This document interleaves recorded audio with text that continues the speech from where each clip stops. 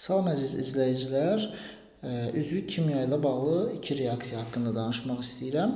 Biri Markovnikov qaydası üzrə gedən reaksiyadır. Məsələn, propenə, alkenlərin ikinci nümayəndəsi olan propenə hidrogen xlorid birləşdirsək, biz demişik ki, proses iki qat rabitənin ətrafında baş verir. Hidrogeni çox olan birinci karbona birləşir, xlor da o biri karbona birləşir. Yəni, hidrogeni çox olan karbona birləşir. Bu Markovnikov qaydasıdır. Alınır CH3, iki qat rabitə qırılır, CH xlor və CH3. Bir də bunun əksinə gedən bir qayda var. Bu nədir bəs? Məsəl üçün, CH3, CH xlor, CH2, CH3. Üstünə gəlirəm, qələvinin spirtdə məhlulunu.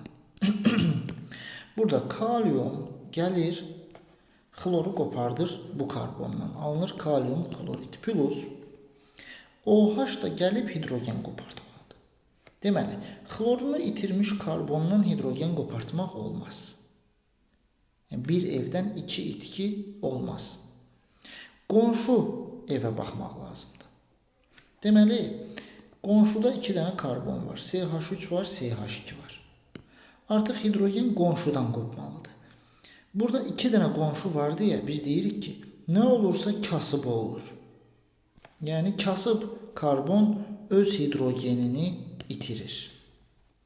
Su əmələ gəlir. Yerdə nə qalır? CH3 qalır, varlı qonşu. CH qalır. Xlorunu itirmiş karbonla hidrogenini itirmiş karbon arasında iki qat rabitə yaranır. Və ən sonda da CH3 qalır. Yəni, buten 2 alınır. Eyni reaksiya ilə, eyni qayda ilə doymuş bir atomlu spirtdən də alken almaq mümkündür.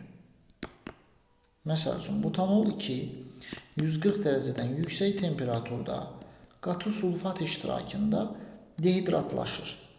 Bu zaman ikinci karbon OH-ını itirəcək və qonşu karbonda hidrogen itirəcək. Hansı qonşu? Təbii ki, yenə də kasıb qonşu.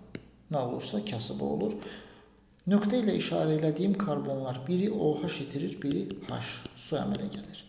Və həmin nöqtə ilə işarə elədiyim karbonlar arasında yenə iki qat rabitə əmələ gəlir. Buten 2 alınır.